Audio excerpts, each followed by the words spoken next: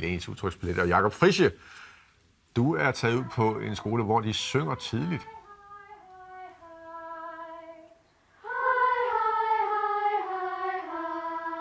Ja, som I kan se, så er vi havnet lige midt i sangtimen her i 4. X på Sankt Annæ Gymnasiums sangskole.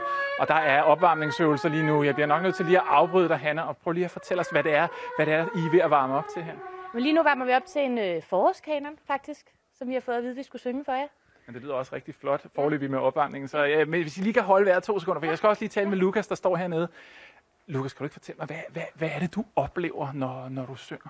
Jeg oplever det, når jeg synger, at i hvert fald så elsker jeg at bruge min stemme, og jeg bliver ligesom varm indeni. Hvordan føles det? Jeg føler ligesom, som om på en måde lidt, man ligger på en strand, men kun det varmer indeni. Det lyder virkelig, virkelig rart. Lad os prøve at sætte jer i gang med at opleve varmen indeni. Hanna, du går bare i gang, fordi lige herovre på den anden side, der har jeg nogen, vi skal tale med imens. Men oplev lige starten på kanonen herovre hos Hanna imens.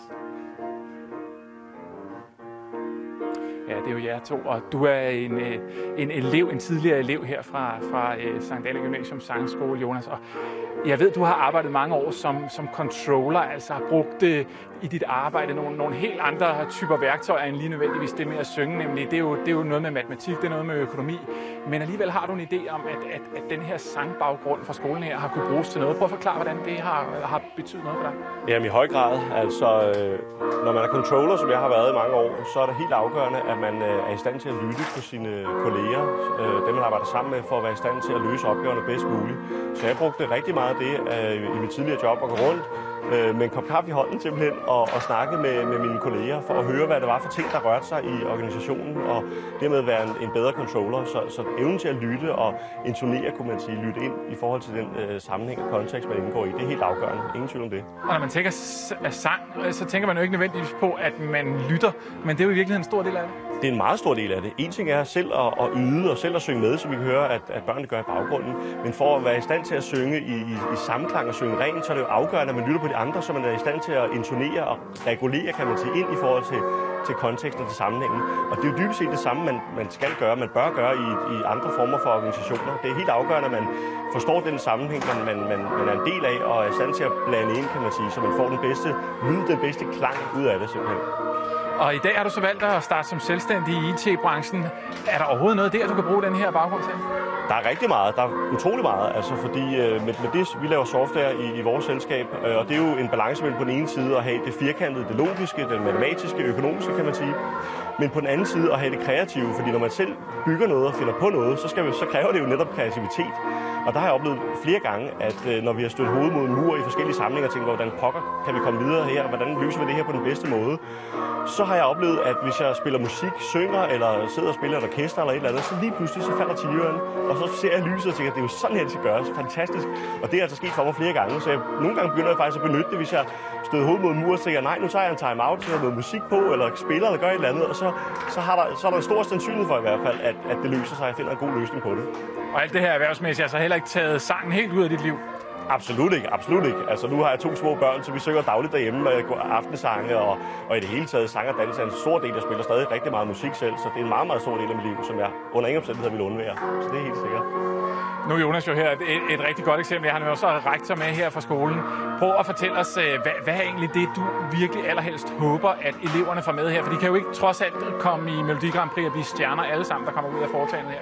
Jamen jeg synes, at det Jonas har sagt meget godt understreger, at på den ene side, så får de noget med sig.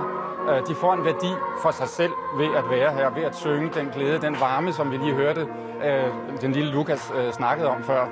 Og samtidig med det, så skaber de værdi for andre. Altså det er meget, meget vigtigt, det at du kan jo høre den glæde, de bringer med sig, når de er ude. Og den glæde, de bringer med sig, den giver dem også noget energi og noget dynamik til det, de skal fortsætte med at lave. Om det så er som Burhan G., som er gammel elev herfra, om det er, at de skal stå og synge inde i Domkirken, som de skal her, Saul her om ikke ret lang tid, eller om de har været ombudsmand, eller hvad det er, eller om de starter deres egen virksomhed, så bringer de så meget, både selv, kan man godt sige, de tror på sig selv, fordi de kan noget, men de har samtidig også den inde i sig selv, at det vi kan, det skal andre også have noget glæde af. Og det er den kombination, som jeg synes er så fantastisk ved vores elever her. Og meget kort, kan man bruge det her også i en almindelig folkeskole, hvor man ikke kører helt så stærkt igennem på sangen, som I gør her?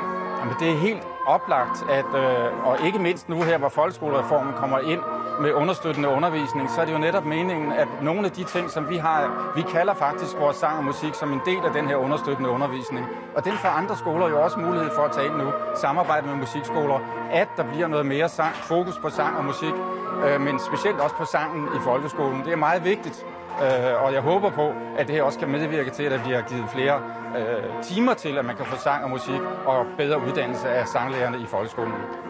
Det lyder skønt. Tag lige og nyd de sidste par sekunder af sangen herover, mens vi slutter af herfra.